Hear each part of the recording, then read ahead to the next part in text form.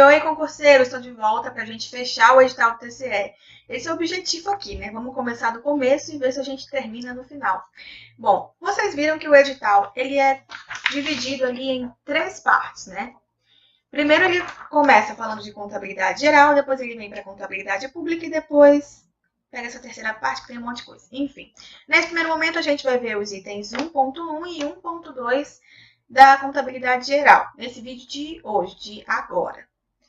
E preciso avisar também que vou fazer simulados. Não sou eu quem vai pensar as questões, né? Pedi para a Larissa, que esteve com a gente outro dia aqui explicando como é a prova do TCE e como é trabalhar no TCE também. Ela foi aprovada em 2016 e está fechando agora em 2018. Ela está saindo porque acabou o contrato, é um ano que pode renovar e vira 2 anos, foi isso com a Larissa. E ela contou tudo pra gente. Se você ainda não viu, eu recomendo que você passe lá e dê uma olhada, porque a gente não tem acesso a nenhuma prova anterior aí do TCE, não fica disponibilizada, são questões só discursivas, né? Uma prova atípica, uma prova um pouco diferente. Normalmente não é assim que é esse tipo de concurso. Então a Larissa contou pra gente como foi que caiu pra ela contou também como foi que caiu em 2017. É bacana que você passe por lá, dê uma olhada e tenha uma noção de como vai ser. Se você tá fazendo pela primeira vez, assim como eu também vou fazer. Enfim, pedi pra Larissa fazer as questões para que no final, que a gente vê cada parte dessa dividida aqui em 3, a gente faça aí nos testes, porque como eu já falei aqui, acredito realmente que a gente aprende a fazer as questões fazendo questões, não tem muita outra forma de se dar bem como concurseiro. E pedi não só para a Larissa comprar alguns professores e vamos aguardar que eles nos ajudem dessa maneira, né? Além das informações que a Larissa já passou para a gente. Então, vou deixar esse simulado disponível aqui na descrição, quando lançar o último assunto. E você simula, né? Deixa ali 3 horas para você fazer. Fica sozinho, enfim, faz a prova como se fosse no dia, para que você esteja habituado aí. Quando chegar o dia, você só gabaritar. Bom, vamos começar então, vamos ao que interessa. Vamos falar aqui do 1.1, vamos falar de conceito de contabilidade. Bom, para falar de conceito é importante que a gente lembre de 3 verbos: estudar, registrar e controlar. Porque a contabilidade ela é a ciência que estuda, registra e controla o patrimônio das entidades com ou sem fins lucrativos. Beleza? A gente vai falar aqui de patrimônio porque outro item aqui é o objeto, e o objeto da contabilidade, como você sabe, é o patrimônio. Já que você é estudante de contabilidade, né, para estar aqui comigo hoje, você já passou por isso, sabe que o patrimônio é o objeto de estudo da contabilidade. Por isso também que a contabilidade é uma ciência social e não uma ciência exata, como muita gente costuma pensar. A gente, quando chega na faculdade, pode ter essa ideia equivocada também. O patrimônio, por ser ele, né, o que acontece? O patrimônio, quando sofre uma mudança, ele impacta a sociedade, ele impacta os usuários da informação ali da contabilidade, que seriam, por exemplo, um cliente de uma empresa, ou os donos de uma empresa, os empregados de uma empresa, ou a sociedade em geral. Eu expliquei isso melhor num outro vídeo, que foi no das rapidinhas ali de contabilidade, naquele primeiro momento, que eu falo também desse começo, que é esses conceitos, objeto, finalidade, enfim. Mas vamos seguir falando agora da finalidade. Finalidade é controlar e fornecer informação. Controlar o patrimônio para que a gente possa fornecer informações sobre a composição e a variação dele.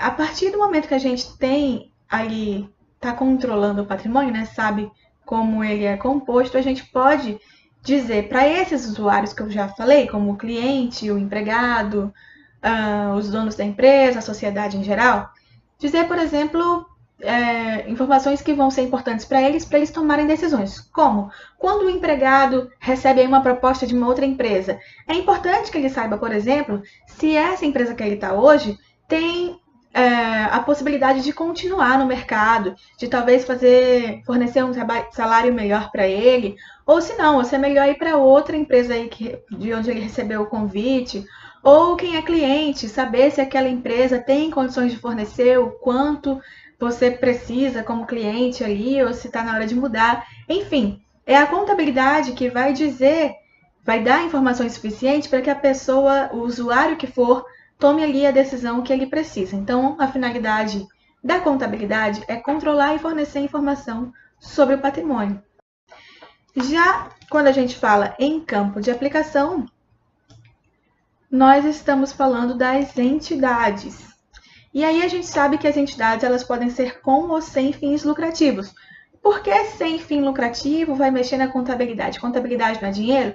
Não, né, gente? Vai tratar do patrimônio. Todo mundo tem patrimônio, as entidades todas, tendo ela fins lucrativos ou não. Por exemplo, as ONGs, né? Elas também precisam administrar ali o seu patrimônio. Então, contabilidade ela vai ser aplicada nas entidades.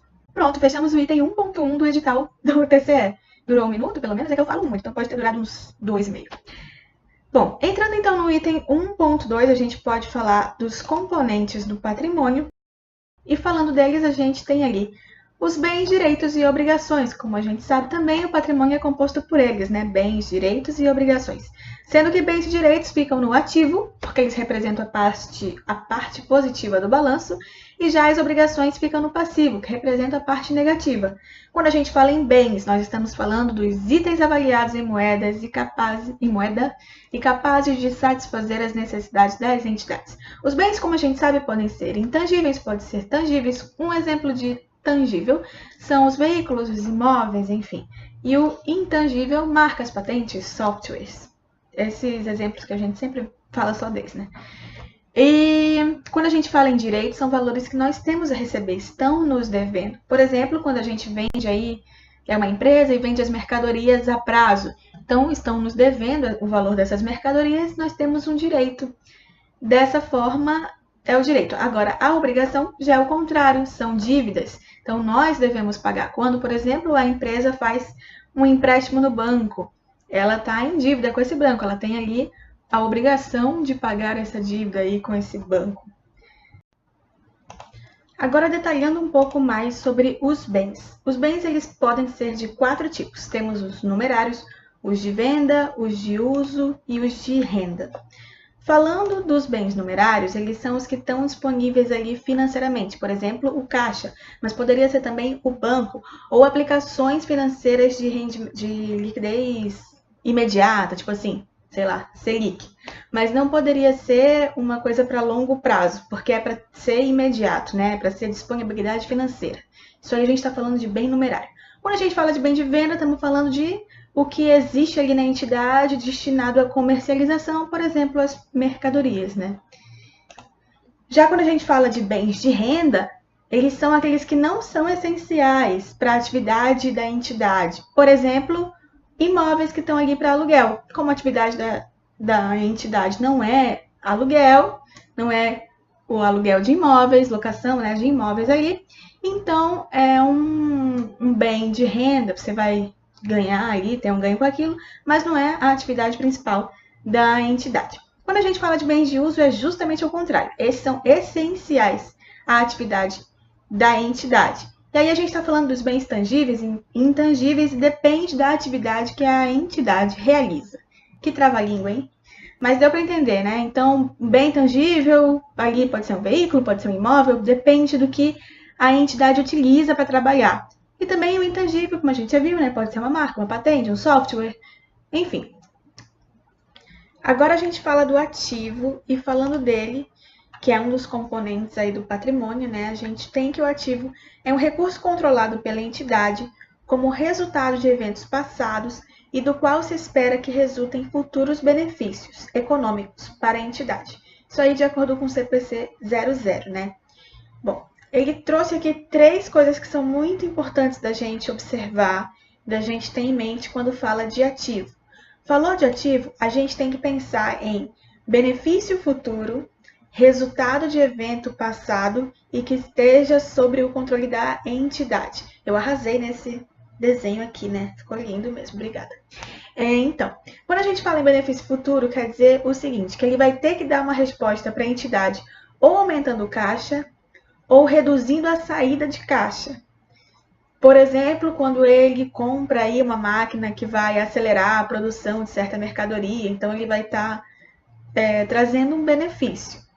Ele tem que trazer esse benefício. Se ele não trouxer, ainda que ele esteja ali classificado como bem ou direito, ele não vai ser considerado um ativo. Mas quando é que isso acontece? Por exemplo, assim, você vendeu um monte de mercadoria aí a prazo.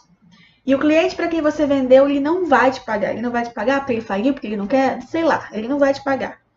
Quer dizer que não vai ter retorno. Então, apesar de ser um direito que você tem de receber, ele não traz benefício futuro. E para que ele seja um ativo, ele tem que cumprir essas 3 condições: benefício futuro, resultado de eventos passados e controle de identidade. Como ele não vai ter retorno, então ele não é considerado um ativo. Beleza? Agora falando de controle de identidade. Aí a gente fala, como eu escrevi aí no slide, né? Não sei se é slide que eu chamo, mas enfim, nessa coisa aí que eu fiz, que ficou linda, aliás. Eu tô usando muito rosa porque realmente eu gosto, mas vou tentar parar com isso. Trata da essência sobre a forma. Sempre que a gente trata desse assunto, tem um exemplo que é usado, que é o caso do arrendamento financeiro. É assim que chama? Arrendamento financeiro. Nome diferente, né? Mas o que quer dizer é o seguinte, que os bens pertencem ao arrendador, porém eles estão sob o controle do arrendatário.